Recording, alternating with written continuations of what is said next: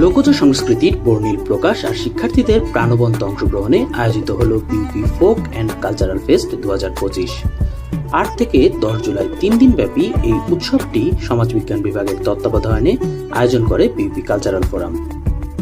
এতে অংশ নেয় দেশের 16টি বিশ্ববিদ্যালয়ের 2 শতাধিক শিক্ষার্থী।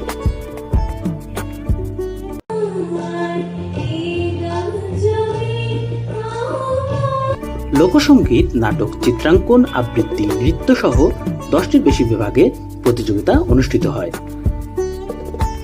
প্রথম দিন আন্তঃবিশ্ববিদ্যালয় এবং দ্বিতীয় দিন অন্তঃবিশ্ববিদ্যালয় প্রতিযোগিতা অনুষ্ঠিত হয়।